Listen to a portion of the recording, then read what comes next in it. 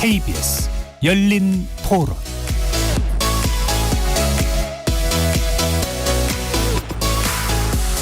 안녕하십니까. KBS 열린 토론 배종찬입니다.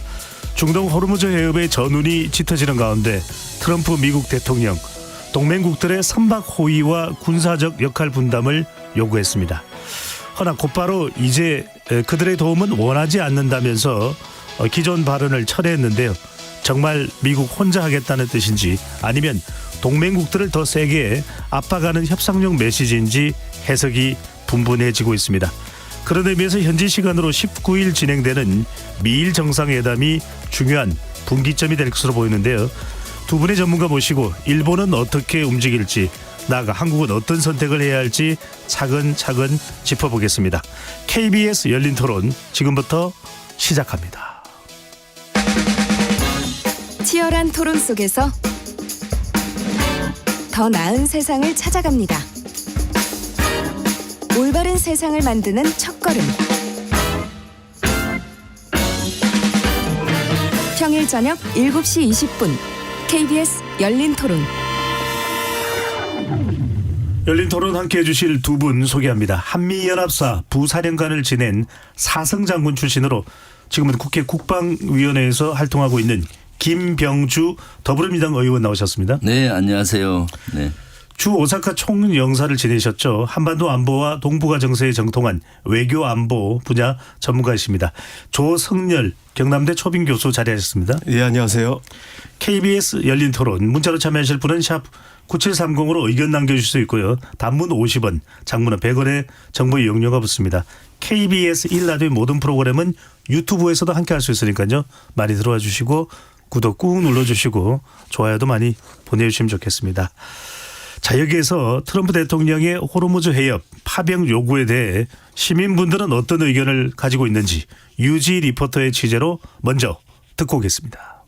파병에 대해서는 굳이 할 이유가 없다고 생각을 하는데요. 파병을 한다는 거는 결국은 전쟁의 장기화를 부추기는 거라고 오히려 생각을 하기 때문에 부정적으로 보는 입장입니다. 근데 지금 몇 년째 트럼프의 행보가 워낙 좀 종잡을 수 없다고 다들 국제적으로 평가를 하고 있는 상황이잖아요. 그런 상황에서 뭐 한미 동맹 같은 거를 최우선적으로 생각할 법한 상황은 아니라고 생각합니다. 한미 동맹을 통해서 이렇게 끈끈한 우애를 과시를 했다고 하는데 현재 상황이 돌아가는 게 그런 우애를 얘기할 만큼 끈끈함이 보이진 않는 건 사실이잖아요. 자국 내 이익에 따라서 어떤 행동이 결정이 되잖아요. 요새 행보를 보면. 그래서 그 논리에 의하면 저희도 저희 국익에 맞게 움직여야 된다고 생각을 해요. 어차피 파병해야 되는데 끌려가는 것보다는 그냥 하는 게 나을 것 같아요. 제 생각에는. 왜 그런가 하면은 안 할 수도 없는 거고, 그렇다고 또 주변이니까 생각하다고 미루면 미룰수록 결국은 우리나라 손해니까. 인명 피해도 많을 거고, 그러니까 군인도 그렇지만 일반인들도 마찬가지로 그냥 근본적으로는 저는 반대거든요.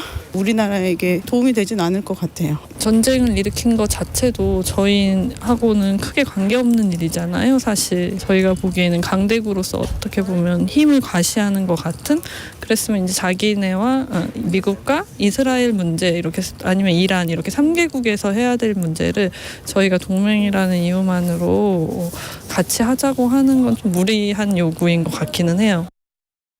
시민분들의 의견 어떻게 들으셨는지요? 두 분께 이야기 좀 짧게 여쭤봐야 될 것 같습니다. 대체로 시민분들의 의견이 조금 다르긴 하지만 부정적이고 상당히 좀 부담스러워하는 여론으로 나타나는데, 먼저 김병주 의원께서는 어떻게 들으셨는지요? 실제 대단히 부담스럽고 좀 위험한 지역이지 않습니까? 그래서 아주 신중히 접근해야 된다라고 보고 있거든요. 그래서 가급적이면 안 가는 게 최선이고, 어쩔 수 없이 가야 된다면 최대한 시간을 벌어서 충분한 준비를 하고 가야 되기 때문에 정부의 고심은 깊어지거든요. 그래서 고려해야 될 것이 이란과의 관계, 또 우리 한미 동맹의 관계도 있지만 우리 상선보, 특히 제일 중요한 거는 파병 나가는 부대의 안전, 네. 이런 것까지 고려해야 되기 때문에 신중에 신중을 기해야 된다라고 보고 있습니다. 네, 신중이다. 조 교수님께서는요? 예, 저도 비슷한 생각인데요. 사실은 그 동맹국인 이제 나토 자체가 참전을 거부한 상태입니다. 그리고 한국, 일본, 호주한테 요구를 했는데, 현실적으로 보면은 트럼프 대통령의 참전 요구가, 군함 파견 요구가 일단은 이제 나토 쪽에 맞춰져 있는 것 같습니다. 근데 이 과거 이라크 전쟁 때도 영국이나 호주 같이 이른바 이제 앵글로색슨 계열의 국가들은 동참을 했거든요. 그런데 이번에는 이제 영국도 불참을 선언했습니다. 그래서 우리로서도 상당히 부담스러운 것이고, 다만 이제 안보나 지금 통상 협상이 지금 미국하고 아직 남아있는 숙제가 많이 있기 때문에 쉽게 단정적으로 얘기하기보다는 주변국들, 특히 나토 국가들이나 일본, 호주들의 동향을 보면서 우리 정부도 이제 그 동향에 따라서 대응하는 것이 바람직하다고 생각합니다. 네, 알겠습니다. 자, 전운이 계속 감돌고 있는 호르무즈 해협으로 가봅니다. 김병주 의원께 먼저 여쭤보겠습니다. 이스라엘이 이란 최대 가스전을 공격했다라는 소식이 전해지고 있는데요. 군사적으로 볼 때 이 관리 가능한 지금 상태의 긴장인지, 아니면 정말 남들은 감히 생각해 볼 수 없을 정도의 군 경력도 가지고 계시니까요. 이라크 전쟁도 경험을 해보셨고 장기전에 이미 들어갔다고 봐야 될까요? 어떻습니까, 의원님? 사실 공중전으로 지금까지는 해왔잖아요. 네. 공중전은 관리 가능합니다. 언제든지 중지하면은 중지할 수가 있죠. 주도권을 현재 갖고 있는 미국이나 이스라엘이 결심만 하면은 중지하기가 쉽고요. 물론 이란은 뭐 거기에 반대할 수는 있지만 공중전에서는 중지가 쉽고요. 지상전이 시작되면은 어쩔 수 없이 막 말려 들어가는 거죠. 그런데 지금 여기는 특수한 사항이 하나 있어요. 호르무즈를 봉쇄해 버렸잖아요. 그렇기 때문에 이것을 풀지 않는 한은 전쟁을 종결할 수가 없는 거예요. 항행의 자유가 보장되지 않는 한은 미국이나 이스라엘 입장에서도. 그래서 거기 항행의 자유를 보장하기 위해서는 제가 봤을 때는 조금 거기에 섬들이 좀 있습니다. 거기 핵심적인 섬이 있는데 하르그 섬이나 또는 호르무즈 해협 가까이에 있는 캐슘섬, 아부 무사 섬이라든가 이런 몇 군데를 점령하지 않고는 예. 완전한 항행의 자유가 보장되기가 어려워요. 그렇기 때문에 미국이 아마 그까지 하려고 지금 오키나와에서 해병들이 상륙함을 타고 지금 이동하고 있고, 이번 주말에 도착한다 하잖아요. 도착하면은 1년의 준비 과정을 거쳐서 그런 작전을 할 거다. 그런데 그런 작전은 오래 가지는 않거든요. 그렇기 때문에 제가 봤을 땐 아주 장기전으로 가지는 않을 것 같고 최초 계획했던 한 4주, 5주 얘기했잖아요. 그거보다는 좀 더 장기적으로 갈 것 같다는 생각이 듭니다. 조 교수님 어떻게 보십니까? 지금 방금 전에 말씀하셨던 대로 미 해병대가 싱가포르는 통과했다라는 건 또 외신을 통해서 전해졌고 곧 이제 호르무즈 해협 쪽으로 입항을 한다라는 이야기도 흘러나오기도 했습니다만 4월까지도 계속 이 중동 전쟁 중에 있다, 이렇게 봐야 될까요? 일단 트럼프 대통령의 군사적 목표는 당초 4주, 6주 얘기했다가 이거다 좀 길어져서 지금 이제 4월 말 한 달 정도 또 연장된 것 같습니다. 그래서 이제 트럼프 대통령이 이제 시진핑 주석과의 정상회담도 이제 한 달 정도 연장한 건데요. 연기했는데요.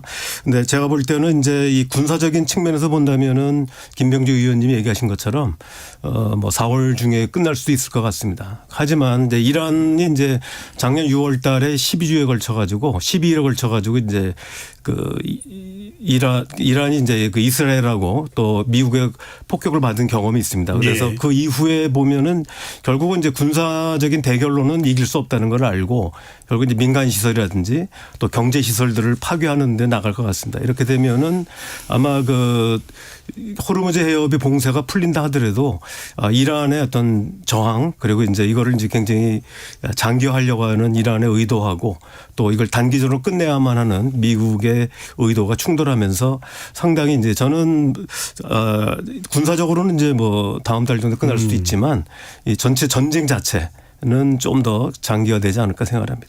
조 교수님 말씀대로 지금 이란이 이 카타르를 공격하겠다는 이야기가 나오면서 상당히 지금 또 트럼프 대통령도 격앙되고 있습니다. 그러면 우리도 이란 가스전을 트럼프 대통령을 이야기합니다. 완전 파괴하겠다는 이야기도 나오는데 이란이 지금 보복 차원에서 이 화면도 공개됐습니다. 이스라엘에 집속탄을 투하했다고 하던데 네. 김 의원님, 집속탄이 뭡니까? 집속탄은 대단히 위험하고 참 파괴력이 높죠. 민간 피해를 많이 주고요. 이것은 뭔가 공중에서 통상 탄두가 하나가 있는데 이건 공중 한 1km 상공이든 일정한 상공에서 터지면은 거기에 자탄 작은 폭탄들이 수백 개가 있는 거예요. 예. 그것이 이제 떨어지면 그 비처럼 막 떨어지는 거죠. 그러면 여기저기에 막 수류탄들이 수백 개가 터진다고 보면 돼요. 그 안에 통상 보면 한 뭐 어떤 탄 종류에 따라서 다르지만은 한 뭐 500개에서 한 1000개의 수류탄이 동시에 막 하늘에서 떨어진다 생각하면 되는 겁니다. 화면상으로도 보면 비가 네네. 오더라고요. 네네. 그래서 옛날 걸프전 때나 이라크 때는 철우라고 그랬어요. 하늘에서 내려오는 쇳덩어리의 비다. 그리고 그것은 불특정 다수에게 피해를 주잖아요.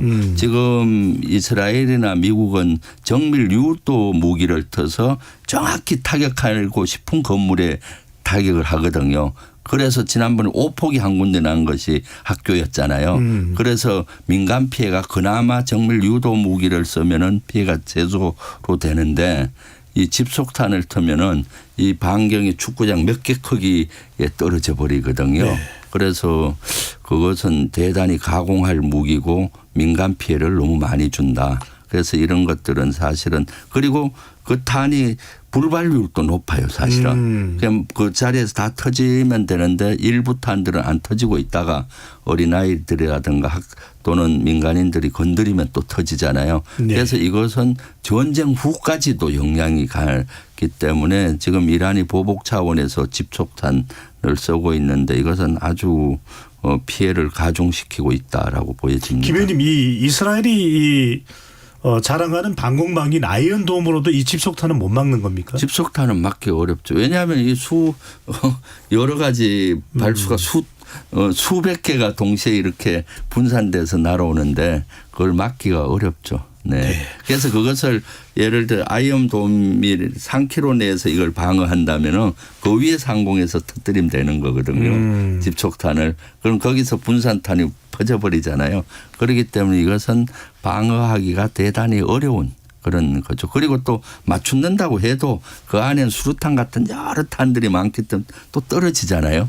그렇기 때문에 집속탄은 사실은 일부에서는 세계적으로 피해를 많이 주기 때문에 금지되어 있는데 아마 이스라엘이나 이란은 여기에 가입을 안 했을 거예요. 네. 여기에. 네.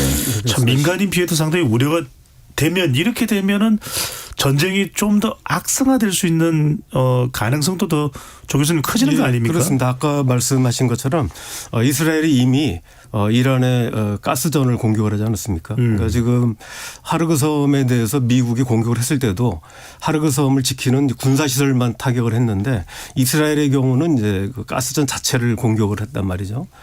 그렇게 되면 이제 이란도 지금 보복에 나서겠다고 하는데 뭐 이스라엘이 산유국이 아니기 때문에 결국은 중동 다른 산유국들의 가스나 석유 시설들을 공격하겠다는 걸로 해석이 되는데 만약 그렇게 되면은 이제 이 경제기 여파 아까 말씀드렸듯이 군사적으로는 미국, 이스라엘이 승리한다 하더라도 전체적인 그 전쟁의 그 영향이랄까요? 그런 부분들은 굉장히 이제 그 미국에 큰 타격을 줄 수도 있다 이렇게 볼 수 있을 것 같습니다. 네. 자, 호르무즈의 전운이 점점 더 상황을 예측하기가 힘든 상황이 되고 있는데 지금 오프닝에서도 말씀드렸고 시민분들의 의견도 들었지만 이 파병이 중요합니다. 자, 트럼프 대통령은 처음 SNS에서는 우리를 포함해서 5개 국가 이야기를 했는데 그 이후에는 7개 나라의 군함 파견을 또 강력하게 요청을 했습니다.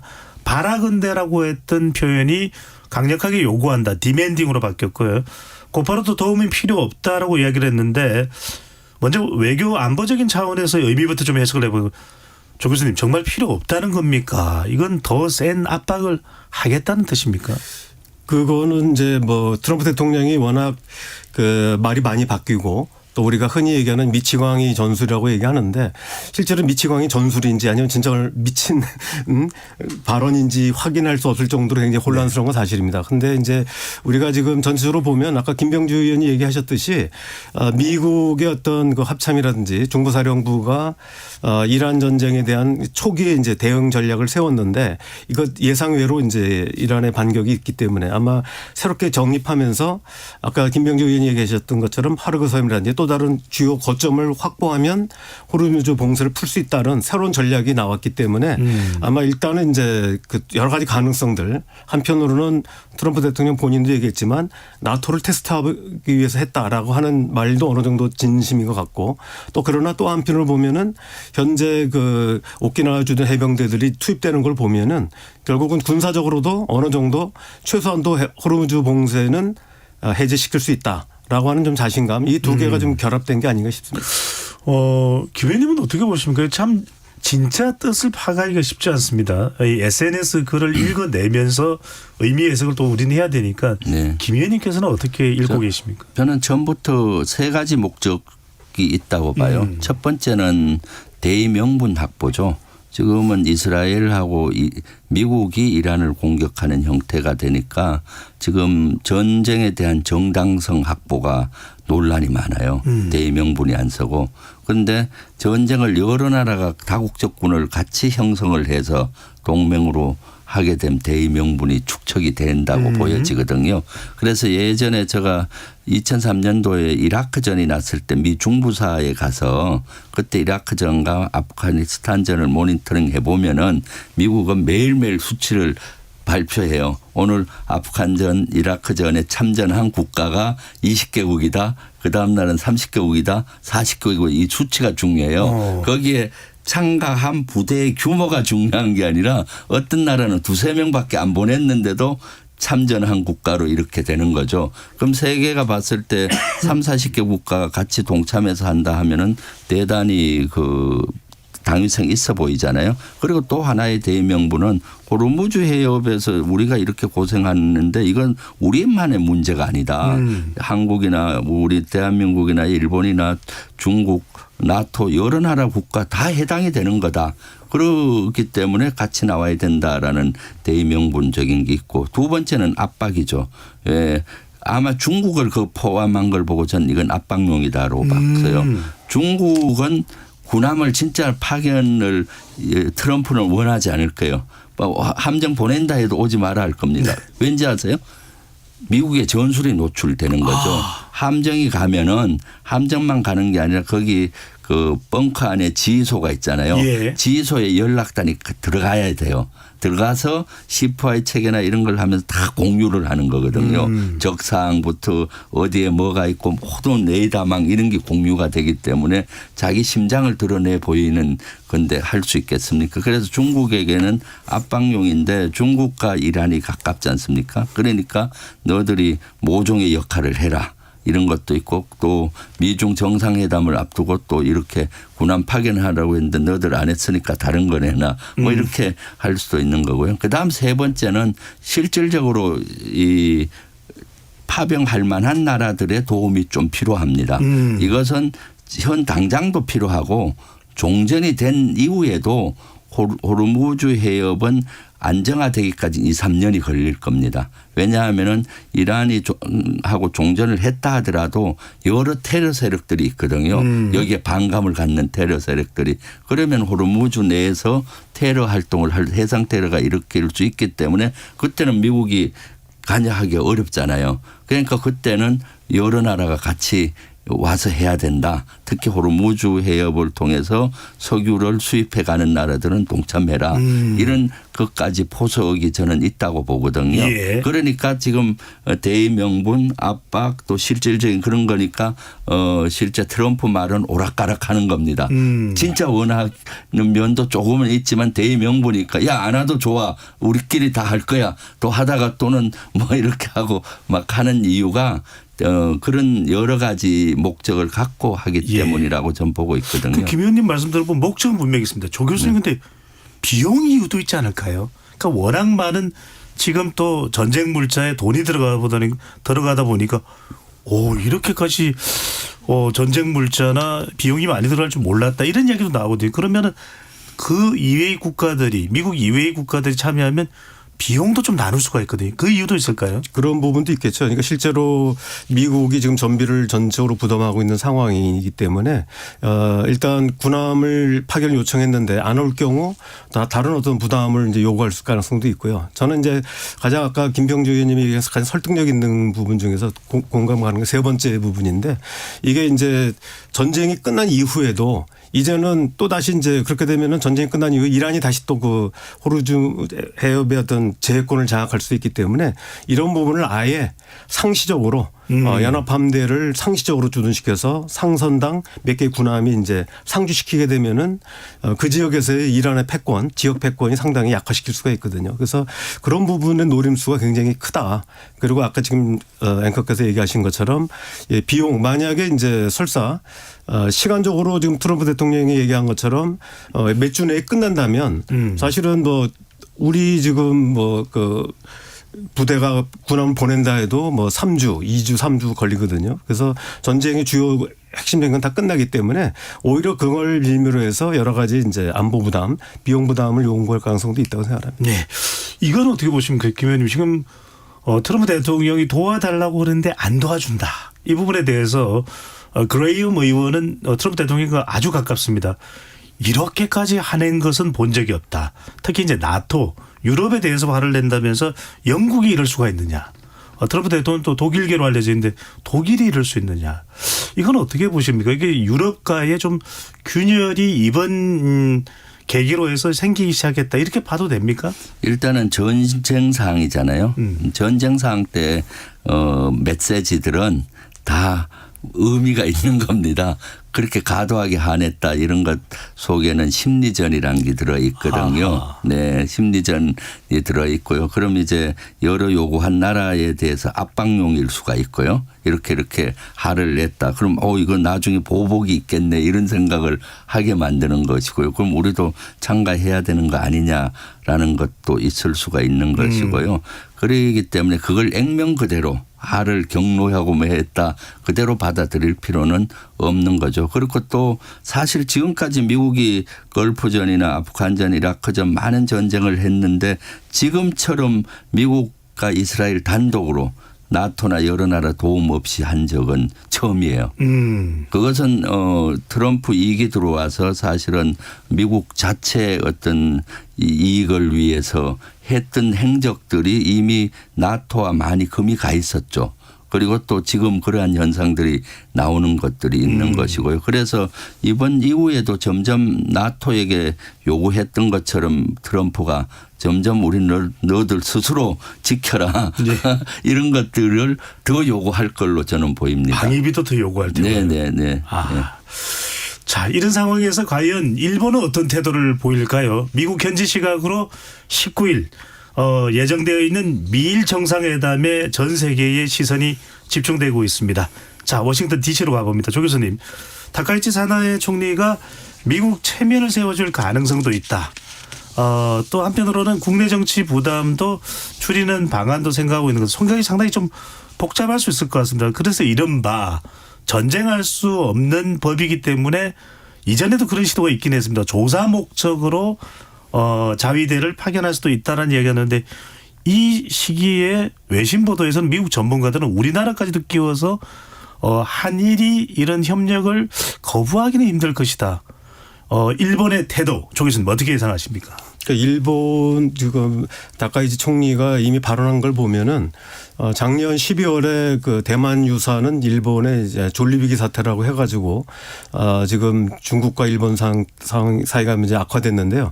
이번에 또 그 국회 답변에서 이번 이란 그 호르무즈 사태는 이제 일본의 이제 졸리비기 사태가 아니라고 얘기를 했습니다.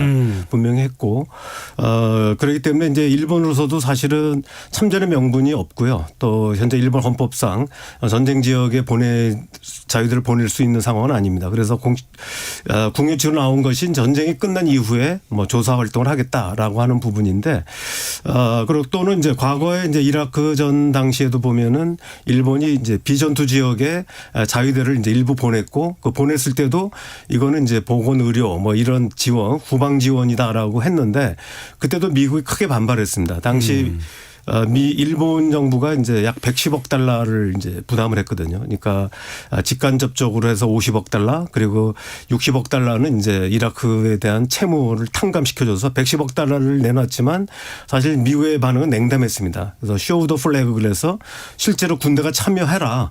그렇지 않은 것에 대해서는 이제 기여했다고 인정하지 못하겠다라고 한 적이 있습니다. 그래서 지금 일본으로서도 고민이 바로 이제 과거에 이런 이라크 전에 110억 달러 그리고 또 자위대를 후방에 지원했지만 그 인정을 못 받은 그런 아픈 경험이 있고 또 이번에 이제 미일 정상회담이 사실은 미국이 원한 게 아니라 일본이 요구해서 지금 만들어진 정상회담이거든요. 이거 원래 당초에 이제 3월 30일 예정돼 있었던 미중 정상회담을 앞두고 일본이 사전에 미국과 조율하기 위해서 먼저 일본이 제안했던 회담입니다.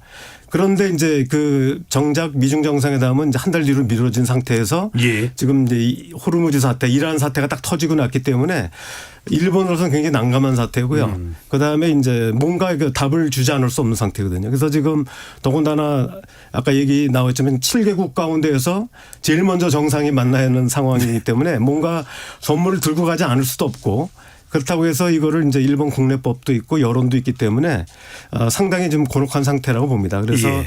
일단 아까 얘기했듯이 전쟁 이후에 뭐 조사 활동이나 이런 부분은 아마 안 먹힐 거라고 보고요. 예. 아마 다른 형태의 어떤 미국의 요구가 있고 아마 다카이치 총리 입장에서 보면 미국의 압력이 워낙 세서 뭐 불가피했다라고 해서 어느 정도 좀 타협선이 나오지 않을까 생각을 합니다. 우리 시간으로 오늘 자정쯤에 이 이제 미일 정상회담이 열리는데 지난번에 트럼프 대통령이 일본을 방일했을 때는 항공모함 위에서 두 사람이 껑충껑충 뛰기도 했습니다. 김현주님 어떻게 보십니까? 일각에서는 일본의 조사 연구 목적의 자위대 파견 검토 카드를 만지작거리는 것이 전쟁 가능한 국가로 가기 위한 초석 쌓기를 위한 것일 수도 있다는데 일본 궁금합니다. 어떻게 나올까요? 저는 일단 상징적으로 이 미국이 이란을 공격한 이 전쟁의 정당성은 지지한다 할 것 같아요.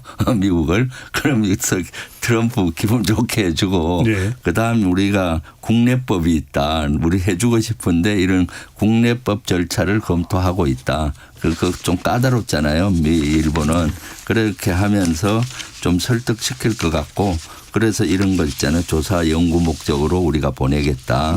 그다음에 만약에 정 안 되면은 뭐 소해함 같은 거 있잖아요. 소해함 같은 경우는 현재 보내서 호르무즈 해협에 지금 기뢰는 설치되어 있지 않거든요. 그러면 아덴만 어디 안전한 지역에 가 있다가 만약에 설치하면 투입하겠다. 뭐 그런 선에서 이렇게 제의를 할 확률이 있는데 사실 그것도 좀 지켜봐야 될 것 같아요. 그런데 이렇게 전쟁터에 실제 일본 군함이 소외한이 됐든 어떤 목적으로 가든 이런 것들이 한 사례가 되어서 실제 앞으로 일본이 점점 추구하려고 하는 전쟁할 수 있는 보통 국가로 가는 하나의 길을 여는 하나의 한 길목에 있다라고 저는 보고 있기 때문에 예. 우리가 이런 것들을 예의주시해서 볼 필요가 있다라고 생각합니다. 네. 자, 그러면 여하튼 오늘 밤 자정을 지나봐야 이제 어떤 결과가 나올 줄 아는데 우리가 궁금한 건 일본의 태도에 따른 미국의 반응입니다. 미국이 만족할지 미국이 또 화를 낼지. 지금 트럼프 대통령은 최근에 이 기뢰함이 있느냐 물어보는데 딴 이야기하면 나 화낼 거다 막 이렇게 또 지금 이야기를 하고 있는 상황이라서 지금 두 분도 일본이 어떤 태도를 취할지 명확히 알기는 어렵다는 말씀을 주셨는데 일본이 어떤 식으로든 협력을 하면 그 수준 또는 그 이상을 조 교수님 다른 국가들한테도 요구를 할까요? 일단은 제일 부담스러운 나라가 한국이라고 생각합니다. 네. 왜냐하면 호르무즈 해협에서의 이제 석유 수송로에 대한 의존도가 한국, 일본이 비슷하고요. 그리고 또 지정학적으로도 비슷하고 또 미국과 직접적인 양자 동맹을 맺은 나라들이기 때문에 아마도 우리 정부 입장에서 보면 일본이 선방을 한다면 우리도 거기에 따라서 상당히 이제 좀 그 검토라는 시간을 끌 수가 있는데 일본이 우리가 예상했던 것보다 빨리 만약에 군사적인 참가를 한다든지 어떤 소회장을 보낸다는 결정을 내려버리면 우리도 상당히 이제 쉽게 거부하기 어렵지 않을까 생각합니다. 다만 이제 그런 상황에 오지 않아야 되겠고 또 우리는 우리 나름대로 법적인 절차가 있고 국회 동의가 필요하기 때문에 저희는 이제 신중한 태도를 취하되 일단 일본이 어떤 태도를 취하고 있고 또 실제로 일본이 과거에 보면 약속을 해놓고 상당히 시간을 끄는 경우가 있거든요. 국내 절차를 또 핑계다 해서. 근데 이런 부분들도 우리가 또 조심스럽게 참고할 필요가 있을 것 같습니다. 예. 뭐 한미연합사 부사령관을 지내셨으니까요. 김병조 의원께서는요.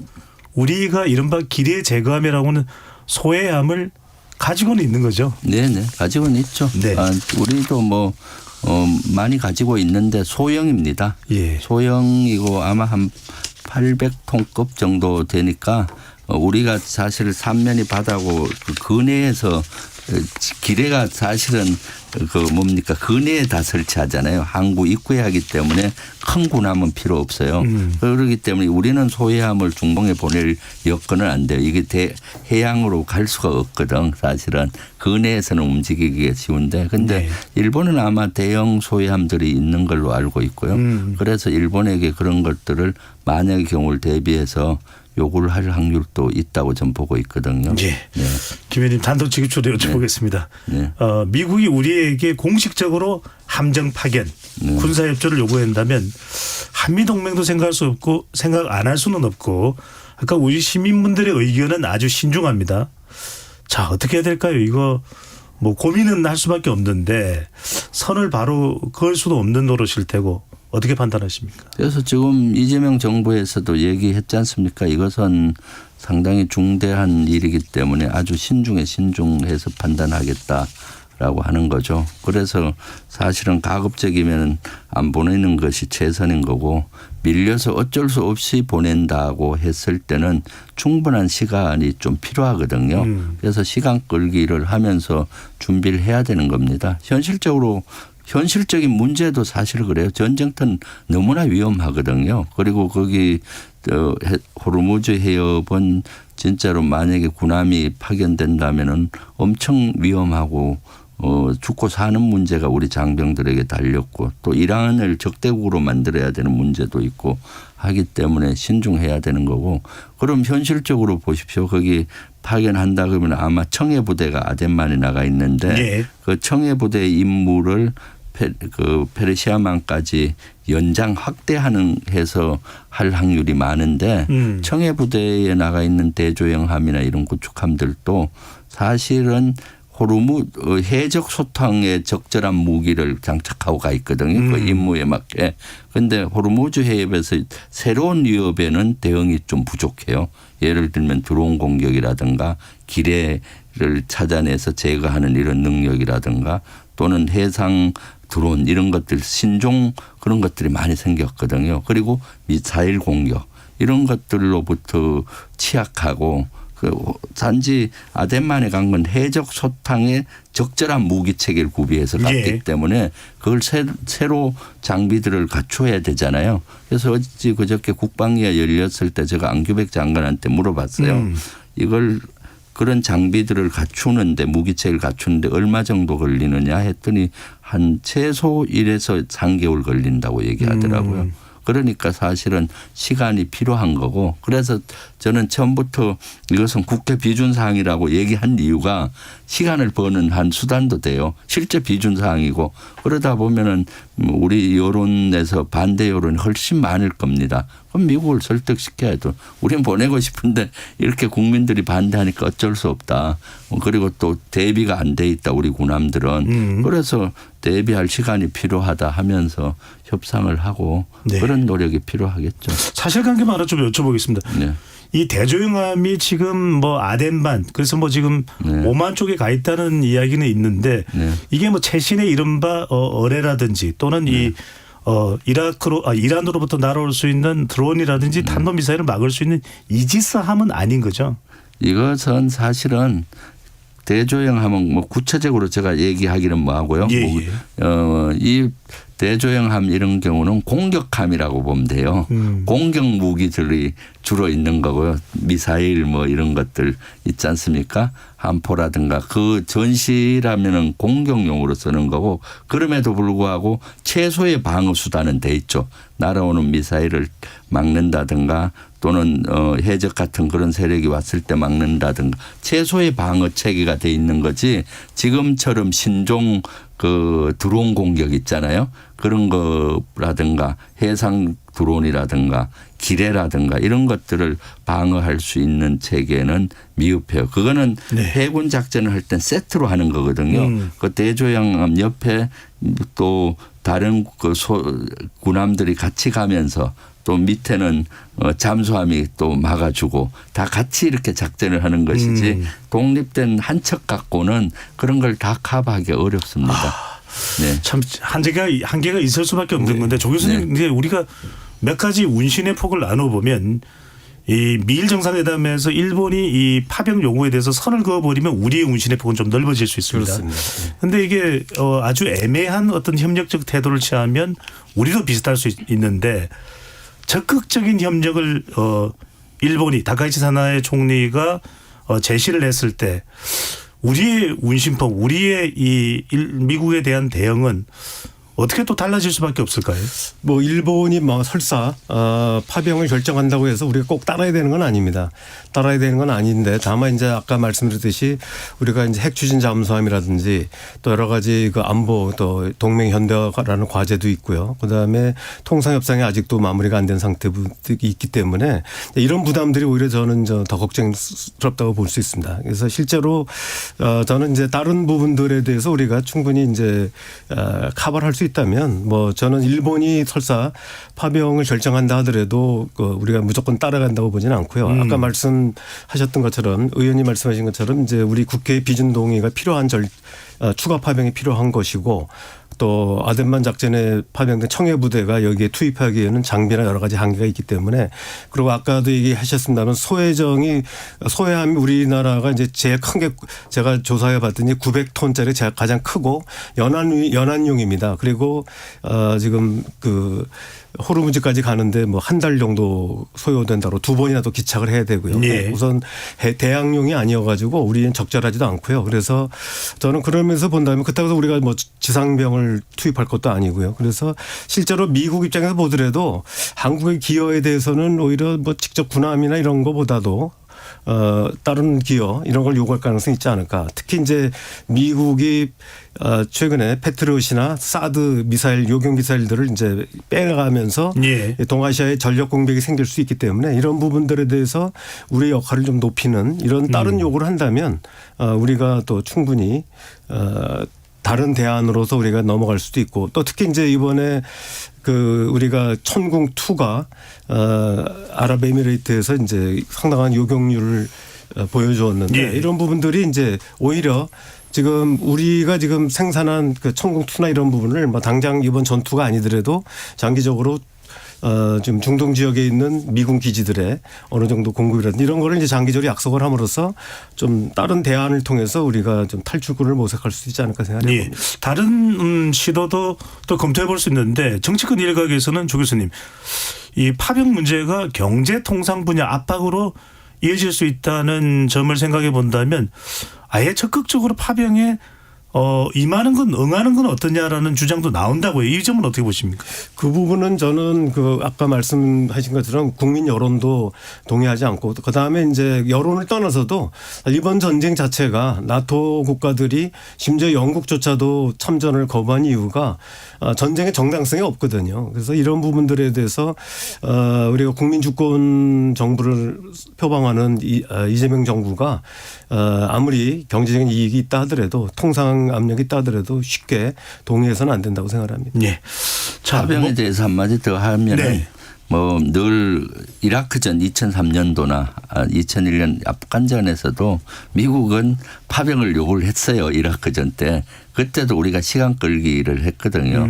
파병하라. 초기부터 욕을 엄청 했는데 우리는 여러 가지 사정을 들고 먼저 단계별로 그 파병 협조단을 보내겠다 해서 제가 파병 협조단 이름으로 중부사 날아간 거예요. 예. 그러면 일단은 파병 협조단이 왔으니까 그 조사도 하고 뭐 이런 거 정보 공유하고 그리고 나서 이라크 주 전투가 거의 한 달 만에 끝났어요. 바그다드가 점령되면서 거의 주 전쟁이 끝난 상태였거든요. 그때 이제 계속 압력을 였었는데 그래서 한 4, 5개월이 지나고 나서 이제 가장 안전한 지역에 우리 공병부대하고 의료부대를 보냈었고요. 그래도 계속 거기서 전투부대를 보내라 사단을 보내라 했는데 한 1년 지나서 이제 그러면은 거기 이라크가 대단히 안정이 됐어요. 그리고 보낼 때도 가장 안전한 쿠르드 지역에 보내고 사단이만 10,000명 규모인데 한 1,000명 정도를 구성했고 그 밑에 여단은 미군 여단을 빌려줘라. 그렇게 해서 형식적으로는 자이툰 사단 규모를 보내고 안전한 지역을 선택했듯 시간을 걸면서 신중을 했고 그래서 이라크 전 때 나가서 우리 파병 나갔던 인원들이 안전하게 다 복귀를 할 수가 있었던 거죠. 그런 거와 마찬가지로 지금도 미국이 파병한다고 해서 물론 거기에 또 뒤끝이 뭐 있을 것 같기도 하지만은 우리가 인내를 가지고 설득도 하고 이런 작업이 필요하죠. 그러니까 이제 이라크 때는 우리가 그런 안전 대책을 좀 강구할 수 있었는데 만약에 이번에 만약입니다. 파병하게 된다면 그때와는 다른 뭐 군사적 리스크가 있을 수도 있다면 무엇이라고 봐야 될까? 호르무즈 해협이고 워낙 지금 대치 국면이 좀 치열하기 때문에 우리가 예상하지 못한 위협이 또 있을 것 같기도 하거든요. 그때보다는 사실 지금 이 위협이 적어요. 그때는 지상군을 보내야 되기 때문에 지상군은 진짜 어디에서 돌발 변수가 있을 수 있는 거거든요. 지금은 이제 해상에 대한 함정에 대한 걸 그렇지 않습니까? 그렇기 때문에 지금 가지고 있는 현재 아덴만에 나가 있는 그 대조영함 이런 걸로는 안 되기 때문에 새로운 장비 체계를 거기에 맞게 해야 되는 거고 간다고 하더라도 그럼 시간이 많이 필요한 거죠. 그래서 그런 걸 구성하는데도 오랜 시간이 걸리고요. 그런 걸 미국을 설득시키고 그런 과정을 하다 보면 이란전이 종료되고 안정을 찾으면은 이제 제가 얘기했듯이 2, 3년 동안 안정이 안 되니까 우리 상선 보호를 해야 되니 그때는 지역을 좀 확장해서 2020년 1월 달에 했듯이 그렇게 할 수 있으리라고 저는 보고 있거든요. 네. 그런 방안으로 가고 지금 이재명 정부는 대단한 인내를 가지고 여기에 대해서 아주 신중하게 지금 잘 대처하고 있다라고 보입니다. 왜냐하면 지금 또 파병에 대해서 요청을 정식으로 받았냐 하는 것도 지금 그 요청을 받지 않았다 하면서 또 여러 가지 먼저 나가지 않잖아요. 그래서 저는 언론에서도 이렇게 파병에 대해서 지나치게 많이 토의하는 건 국익에 별로 도움이 안 되는 것 같아요. 그때 이렇게 하고 또 국내에서도 반대 여론들이 시민단체가 반대들 하고 하는데 그런 것도 저는 좋다고 봐요. 협상력을 높이는 거지 않습니까? 그렇기 때문에 제가 처음부터 이것은 국회 동의사항이다라고 처음부터 저는 바로 얘기를 했거든요. 국회 비준사항. 비준사항. 네.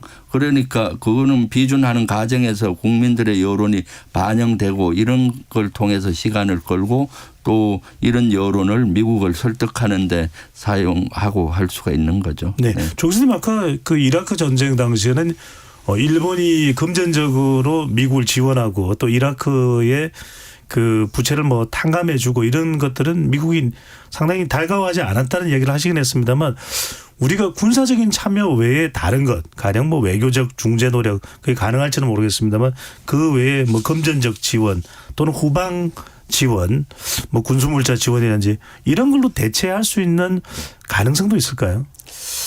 글쎄 아까도 제가 말씀드렸지만 이번에 이제 이란의 공격 양태를 보면은 직접 뭐 텔아비브를 공격하거나 또 미군을 타격하는 부분도 있지만 이제 중동 지역의 산지에 있는 미군 기지들 특히 이제 그 비행장이나 시설들을 공격한 게 많이 있습니다. 그래서 이런 부분들에서 많은 이제 그 방공 미사일이나 요격 미사일이 수요들이 급증하고 있거든요.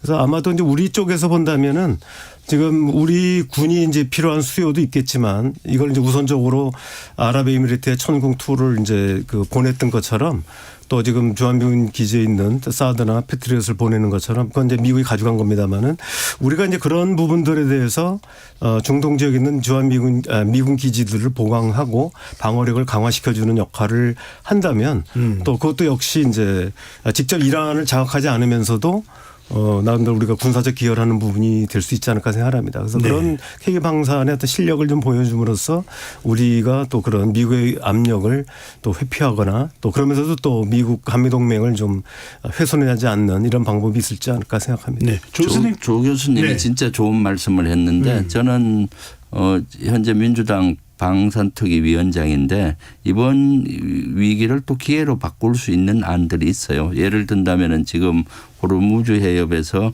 가장 위협을 받는 나라들이 UAE, 카타르, 사우디, 바레인 이런 나라들이 있고 이런 나라들은 방공 시스템이 절실하거든요. 그럼 우리가 이번에 방공 무기의 우수성을 입증했지 않습니까? 15km 상공까지는 천궁2가 있고 또 한 3km까지는 비호 복합이 아주 성능이 좋은 거기 때문에 우리 미국도 나중에 그 UAE라든가 사우디라든가 이런데 우리가 그런 것들을 보강해 주겠다. 그래서 네, 방산 수출하면서 훈련도 시켜주고 방어 능력을 보강해 주는 이런 안으로 가는 것도 저는 아주 좋다고 보거든요. 네. 그래서 이런 것들 모든 것들을 아마 지금 이재명 정부와 국방부에서 많은 걸 고민하고 있으리라고 저는 보고 있습니다. 네. 뭐 LCM이 또 우리가 또 네. 양산돼서 네. 또 부대에 배치가 되면 그건 고고도를 또 네, 대체할 수 있는 그렇죠. 영향들. 궁금해서 이게 아랍에미레이트 이야기를 조 교수님 하셨으니까 강훈식 비서실장이 가서 아랍에미레이트에 우선 원유 공급이 또 MOU를 체결하고 오면서 추가적으로 1,800만 배럴인가요? 네, 그렇죠. 기존에 이제 그 이전에 600만 배럴 합해서 2,400만 2,400만 배럴인데 아랍에미레이트로부터 가져오는 것이 왜 중요한 것인지 한번 그 김 의원님께 여쭤보고 싶었는데 이게 호르무즈 해협을 거치지 않아도 된다면서요? 네네 그렇습니다. UAE 지도를 보면은 호르무즈 해협 안쪽에도 UAE 그 국경이 있고 해안선이 예. 호르무즈 안 들어가고도 요 있습니다. 오만 쪽으로. 네, 오만 쪽으로요. 그러니까 아부다비에서 이까지 송유관이 연결이 돼 있어요. 그래서 그 호르무즈 해협 들어가지 않은 그 항구 거기에서도 유류를 우리가 가져올 수 있거든요. 그걸 이번에 강훈식 비서실장이 목숨 걸고 UAE에 가서 무박 4일로 갔다 하더라고요. 예. 가서 이제 그것을 받아온 거죠. 그러니까 1,800만 배를 네, 플러스 600에서 2,400만 배를 했고 그래서 일본이나 세계가 되게 부러워했다고 하지 않습니까? 네. 그리고 앞으로 당분간 이제 봉쇄된다고 했을 때 호르무즈 해협이 그런 쪽으로도 계속 앞으로 좀 추진을 해야 되는데 이것이 장기화되면은 사실 그것도 제한되거든요. 그렇기 때문에 어쨌거나 이재명 정부에서 지금 에너지 안보 차원에서 장기전에 대비해서 그렇게 직접 유류도 갖고 오고 그다음 에너지를 보강하기 위해서 원자력의 비율을 60%에서 80%까지 올리고 가동 비율을 올리기도 하고 그다음 여러 가지 그런 방안들을 지금 강구하고 있거든요. 네. 네네. 알겠습니다. 자, 궁금해하시는 분들이 있어서 여쭤봤습니다. KBS 열린 토론 잠시 참여 안내로고 듣고 2부로 돌아오겠습니다.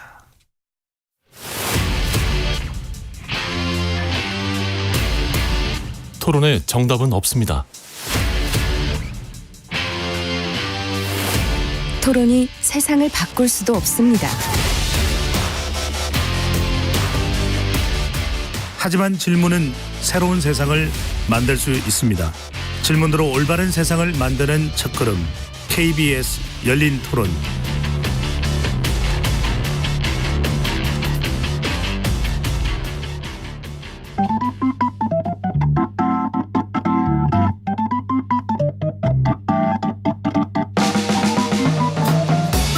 세상을 바꾸는 질문 열린 토론이 시작합니다. KBS 열린 토론은 언제나 열려 있습니다. 단문 50원, 장문 100원의 유료 문자 샵 9730 그리고 KBS 어플리케이션 콩으로 여러분의 의견을 남겨주세요. KBS 열린 토론 2부 이어가겠습니다. 스튜디오에 조성열 경남대 초빙 교수, 김병주 더불어민주당 의원 두 분과 함께하고 있습니다. 조 교수님께 여쭤봐야 되겠습니다. 미일 정상회담에 대한 관심이 지대하게 또 높을 수밖에 없어서요. 근데 이것이 이제 이 일본의 이 파병 요구에 대한 논의만 이루어지지는 않을 겁니다. 다카이치 사나에 총리가 총선에서 이제 압승을 하고 트럼프 대통령을 만나러 가는 것인데 중동 정세 외에도 대중국 견제에 관련된 논의 또 광물, 희귀광물 공급망 구축 또 일본의 대미 투자 확대 이런 경제 안보 관련 이슈가 핵심 의제로 다뤄질 것이다라고 전망이 되고 있는데 어떤 내용이 좀 더 다뤄지게 될까요? 예, 지금 얘기하신 그대로 좀 아까도 말씀드렸지만 이제 일본 측의 요구에 의해서 지금 미중 정상회담 앞두고 한 거거든요. 그래서 지금 히토리라든지 광물 공급망의 문제가 가장 큰 이슈라고 볼 수 있고 특히 이제 미국이 이제 러시아 우크라이나 전쟁이나 또 중동 전쟁에 이제 집중하면서 동아시아에 이제 안보 공백 우려가 있는 건 사실입니다. 여기서 일본 입장에서 본다면은 특히 중일 관계가 지금 악화된 상태이기 때문에 아시아에서의 어떤 미국의 인태 지역에서의 방위 공약을 좀 분명히 하는 부분들은 좀 확답을 받을 것 같습니다. 특히 이제 뭐 지금 분쟁 지역은 센카쿠 열도라든지 이런 부분들이 미란보 조약의 그 방위 지역에 이미 몇 차례 약속은 돼 있지만 이런 부분을 이제 재확인하려고 할 거라고 보고요. 그런 면에서 본다면 이제 트럼프 대통령으로부터 이번에 이제 총선 과정에서도 보면은 상당히 빚진 게 있거든요. 트럼프 대통령이 이제 그러니까 SNS를 통해 가지고 다카이치 총리를 지지한다는 메시지를 여러 차례 보냈고 예. 이것 때문에 이제 아사히 신문에서는 이제 미국이 일본 군의 정치에 개입한다고 좀 항의성 논설도 게재한 바도 있었습니다. 그래서 거꾸로 트럼프 대통령 입장에서 보면 자기가 이렇게 널 도와줬는데 그래서 네가 총선에서 압승했는데 뭔가 미국이 원하는 걸 내놔야 될 거 아니냐라고 하는데 아까 말씀하신 것처럼 이제 뭐 군사적인 부분도 있을 것이지만 저는 가장 큰 게 이제 일본으로부터는 뭐 경제적인 그 요구 여러 가지 투자라든지 이런 부분들을 확실하게 또 특히 이제 트럼프 대통령으로서는 오는 11월 초에 중간 선거에서 승리가 지금 절실하기 때문에 투자를 좀 앞당겨라. 그러니까 4,500억 달러의 투자 약속은 돼 있지만 그게 그 자체를 시간이 끌어서 장기로 가는 건 중요한 게 아니고 당장 이제 조기 집행을 해서 좀 가시적인 성과가 이제 나타내서 트럼프 대통령이 중간 선거에서 좀 도움을 얻을 수 있도록 하는 부분들 아마 이런 부분들이 좀 집중되지 않을까 생각합니다. 예. 김 의원님 이 바이든 대통령 때만 하더라도 한미일 세 나라의 이름이 같이 거론되면서 협력 이야기가 많았는데 트럼프 대통령 집권 2기 들어오면서 한미일 이야기는 잘 안 나오는데 그 이유가 있을까요? 지금 한미일 협력이 어느 때보다도 잘 되고 있거든요. 그때 많이 됐던 경우는 그 전까지 한미일 훈련이라든가 이런 것들이 체계가 안 잡혔고 정보 공유 정도만 됐었거든요. 그랬는데 그런 것들의 체계를 잡으면서 이제 뉴스에 가장 이슈가 많이 됐던 것이고요.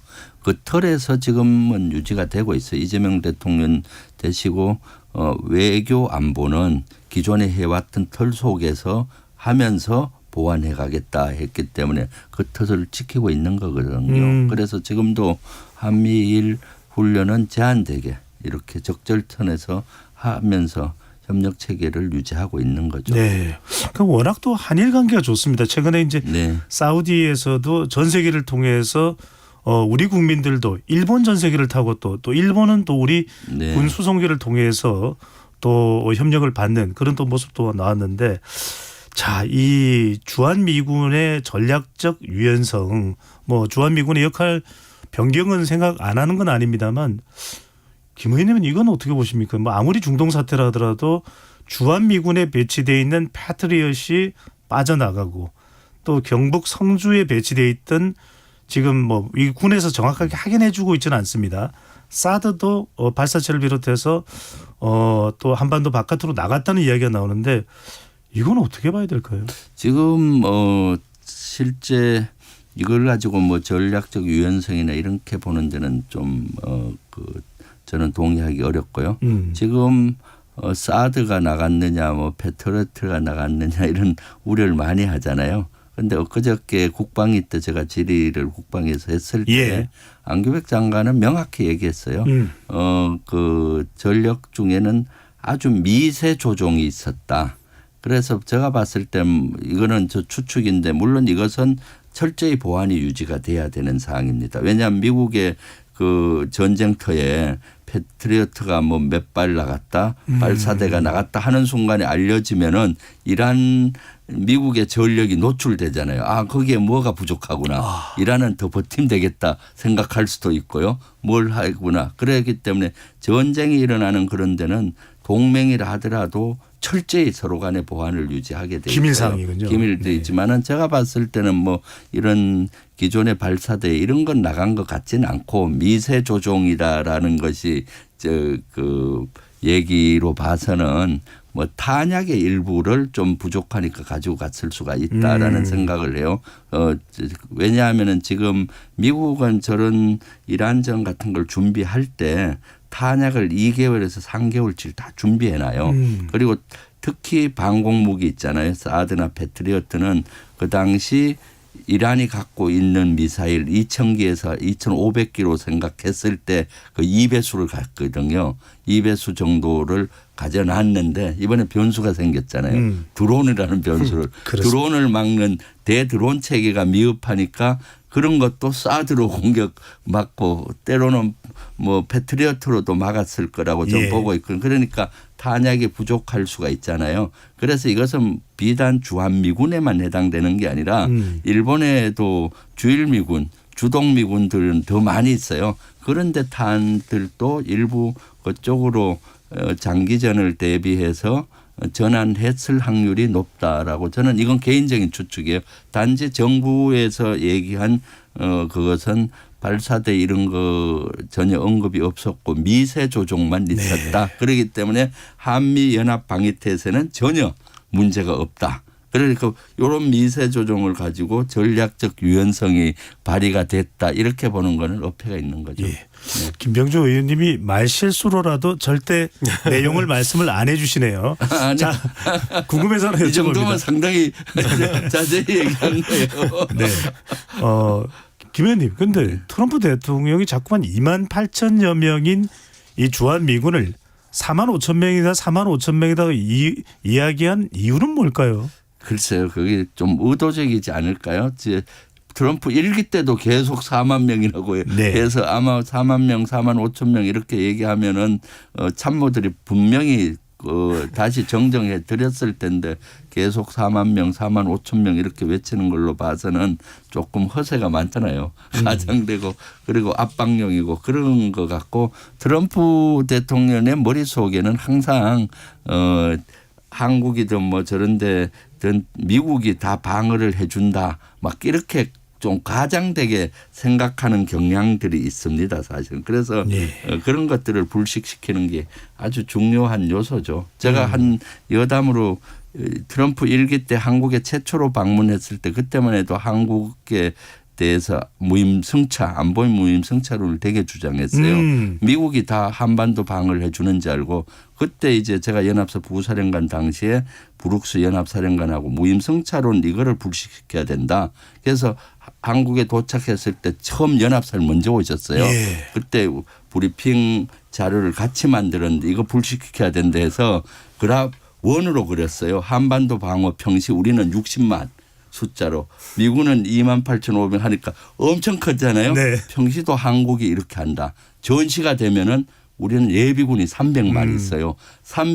예비군 360만 미군에 정원해봐야 뭐 얼마 안 되거든요. 그래서 한반도 방위는 이렇게 한다라고 얘기해서 깜짝 놀라더라고요. 그리고 나서는 트럼프 대통령이 이해하고는 그때 국회 연설에도 무임승차론을 뺐고 그 이후에는 이 말이 싹 빠졌어요. 그렇기 때문에 지금도 하고 있는 것이 호르무즈 해협에서 유류 수입해 가는 나라들 안보 무임승차한다 이렇게 지금 주장을 하는 것 같아요. 그럴 때 이제 이해를 시켜야 되는 거죠.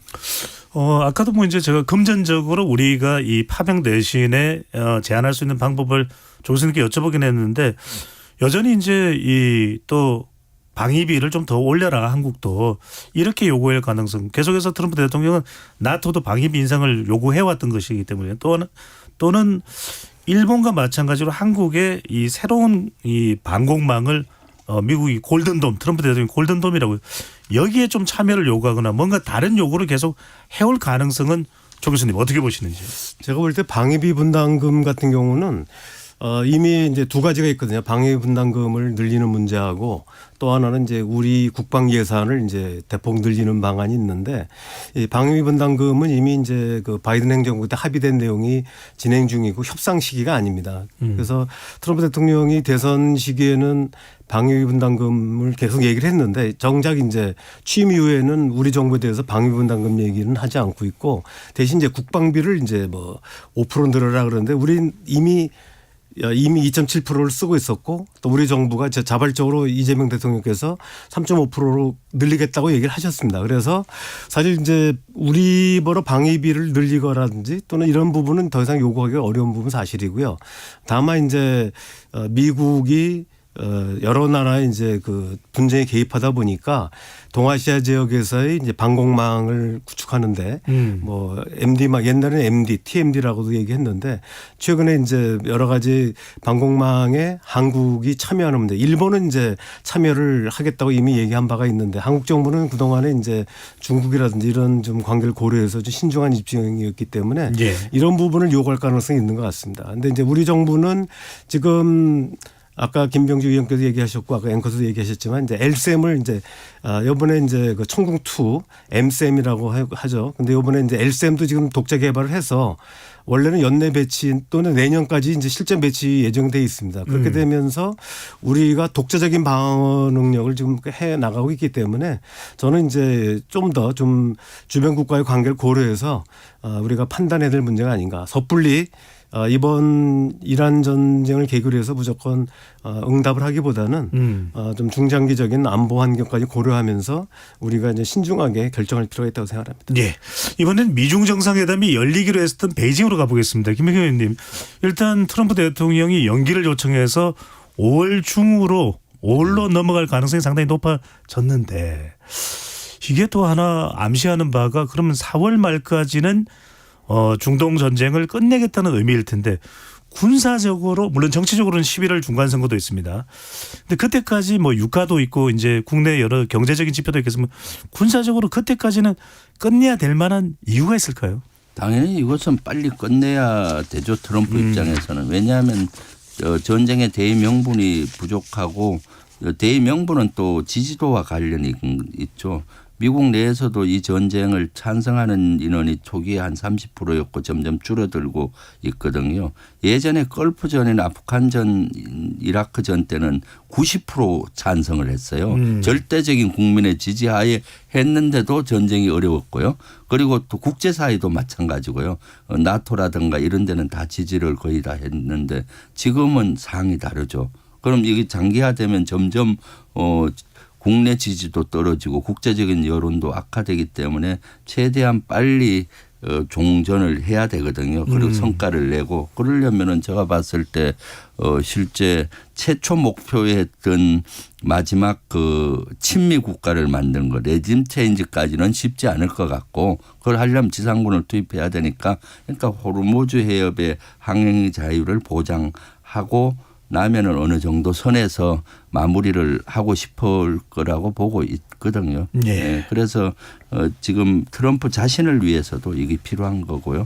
미국 정부를 위해서도 그렇고 세계를 위해서도 빨리 끝을 내야 되는데 지금 추세로 보면은 아마 4월 말이면은 호르무즈 항행의 자유 정도는 보장이 될 것 같고요. 예. 왜냐하면 거기 섬 몇 개를 점령하고 그 연안에 있는 미사일이나 이런 걸 파괴하면서 일부 장악을 하게 되는 수순에서 끝을 내지 않을까라고 저는 생각하고 있습니다. 예. 김 의원님의 의견이 분석이 중요합니다. 또 그래 그것이 미치는 경제적인 영향 또 외교적인 영향도 상당히 있을 수 있을 텐데 조 교수님 갑자기 궁금해질 수밖에 없는 것이 트럼프 대통령이 러우 전쟁 빨리 끝낸다고 했는데 자신감대로 안 됐습니다. 또 이란 전쟁도 빨리 장악하겠다 그랬는데 안 됐습니다. 그러다 보니까 이건 뭐 좀 될 만한 걸 한번 내밀어 볼까 깜짝 카드로 북미 회담을 해서 뭔가 좀 성과를 노려보려고 하지 않을까 이런 예상과 분석도 나오는데 어떻게 보시는지요? 그러니까 지금 러우 전쟁은 이제 트럼프 대통령이 종전을 선언할 수는 없는 거죠. 결국은 당사자가 러시아 우크라이나이기 때문에. 근데 지금 이란과의 전쟁에서는 미국이 당사자이기 때문에 아마도 제가 볼 때는 이제 김병주 의원님이 얘기하신 그 호르무즈 해협의 봉쇄를 풀고 연합 호위 선단을 이제 구축한 이후에 아마 승리 선언할 가능성이 많습니다. 그래서 실제로는 후유증이 오래 가겠지만 일단 전쟁 자체는 이제 끝났다, 승리했다라고 선언하고, 그러나 이제 여전히 그 정당성 문제도 있고 또 경제적인 파급 때문에 미국 내 여론이 좋지 않을 수 있기 때문에 이런 부분에서 아마도 트럼프 대통령이 북미 정상회담, 정확하게는 북미 회동이 되겠죠. 정상회동에 공을 들일 가능성이 있다고 생각합니다. 지금 얘기하신 것처럼. 그래서 지금 만약에 북미 정상회동이 이루어진다면 상황이 또 확 반전하거든요. 그러니까 모든 이슈가 다 또 이제 북미 쪽으로 이렇게 그 옮겨가고, 또 미중 정상회담에서도 아까 그 예를 들면 이란 전쟁에서 승리를 바탕으로 해가지고 또 나름대로 이제 여러 가지 시진핑 주석으로부터 양보를 얻어낸다거나 또 많은 미국산 제품들의 구입을 확약받거나 이런 식으로 해가지고 한편의 경제적인 실리, 또 한편은 북한과 미국 간의 정상회담을 통한 어떤 정치적 이벤트, 이걸 통해서 이란전에서 조금 잃었던 국내적인 지지라고 할까요? 이런 부분을 만회할 시도할 가능성이 있고요. 그런 면에서 보면은 이제 저는 작년 에이펙 때는 뭐 되면 되고 안 되면 안 되고 이런 태도였던 것 같은데 트럼프 대통령이 이번에는 조금 더 공을 들이지 않을까 생각을 합니다. 알겠습니다.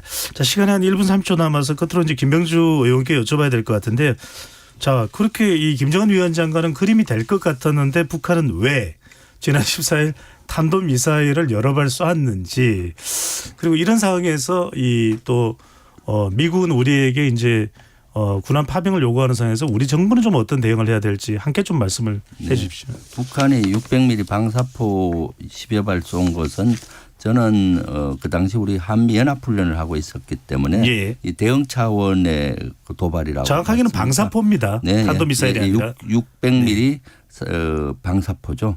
그래서 그것은 왜냐하면 그거 준비하려면 한 일주일 걸리거든요.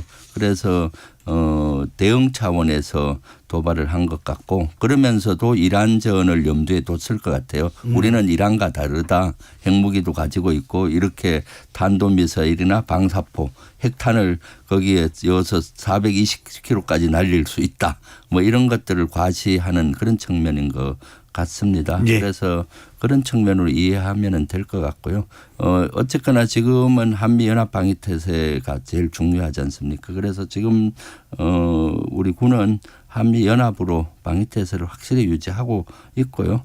그다음 이제 파병에 관계된 것은 미국의 의도를 읽어가면서 좀 신중을 기해서 우리 이재명 정부가 판단하고 있거든요. 그래서 이재명 정부를 믿어주고 이럴 때일수록 중요한 것이 여야가 힘을 합해서 이재명 정부를 밀어줘야 되는 겁니다.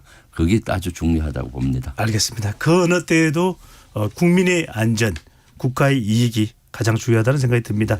KBS 열린 토론 이것으로 모두 마무리하겠습니다. 오늘 함께해 주신 김병주 더불어민주당 의원, 조성열 경남대 초빙 교수 두 분 말씀 고맙습니다. 네, 감사합니다. 지금까지 KBS 열린 토론 배종찬이었습니다.